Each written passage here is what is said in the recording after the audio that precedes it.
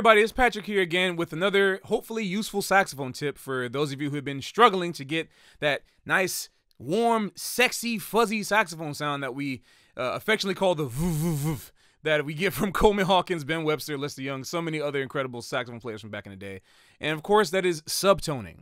Now, there are many different definitions all over the internet and depending on who you talk to about what subtoning is. But basically, if you want to know a general idea of what subtoning is and why you should know about it, or if you've never thought about it before, subtoning is basically that breathy vuv sound that you get from playing a airstream that is kind of under the normal airstream pressure that you would normally put into the saxophone or clarinet or any wind instrument to get a sound out of the instrument. Now, that's my personal definition. You can take it as it is. You probably have a better one. If you have a better one, go ahead and comment in the comment section below. And also like this video if you like it and subscribe for more videos.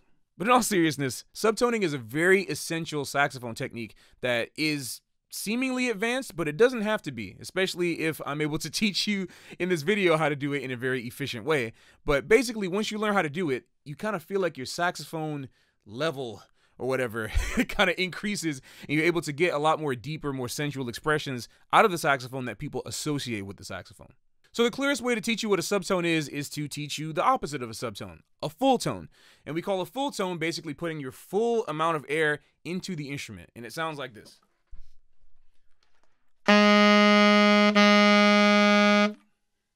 So when you play a full tone, usually what comes with it is a specific voicing of the note. You're putting your full airstream into it, and it's a very focused kind of laser type of sound, right?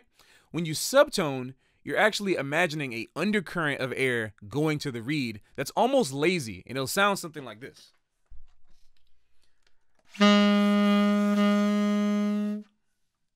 Now, I'm sorry, I don't exactly remember the exact point in my life when I learned how to subtone, but going back, I remember the specific thing that I was doing in order to start getting that sound out. And it was almost by accident, but you can do it on purpose if you follow this specific technique. So the way you're gonna practice subtoning a note is, first, start with a full tone just like this. And then try practice playing that softer, okay? Okay, get even softer. At a certain point, you start to notice that it's hard to keep a full tone really soft, right? Well, even though you should be practicing playing full tones quietly, there is usually a cheat code that people do in order to play saxophones very quietly, and that's this subtone method.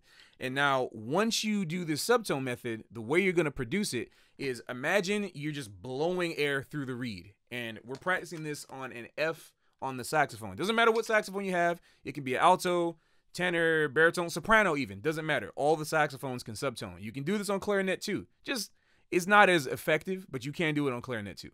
So have the note prepped. Just play 1, 2, 3, 1 on the saxophone. And before you blow air into it, just go just like that.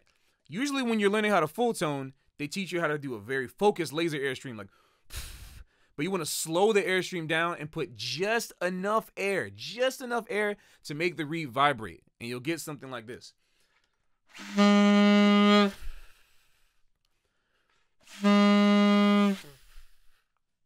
It's kind of lazy almost, right? The reason why I say lazy is because, you know, a lot of the times it kind of is. It feels lazy.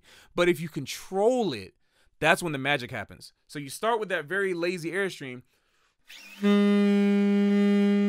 And you can add vibrato to it now.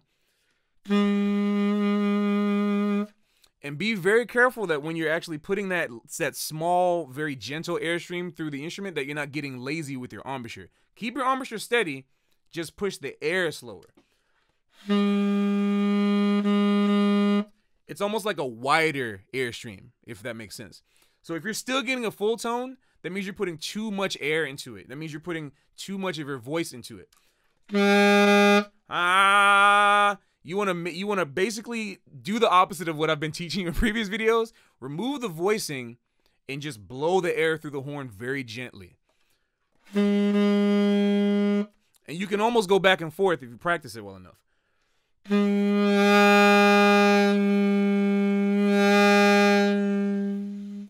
that's basically subtoning.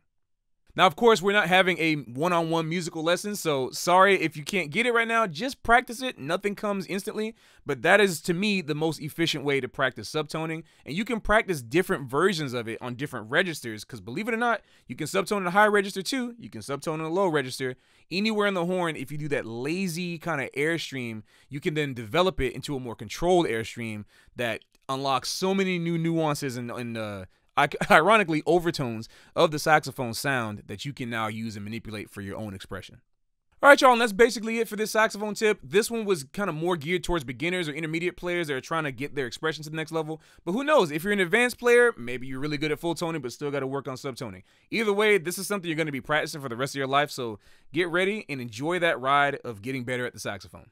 If you got any questions for me, or maybe I got it wrong, or there's something you're a little confused about, go ahead and leave a comment for me in the comment section below. And once again, be sure to like and subscribe if you want to keep up with what's going on here. And if there's any more tips you want me to put up about the saxophone or anything music related, be sure to let me know as well. All right, everybody, thanks for watching, and I'll see you in the next video.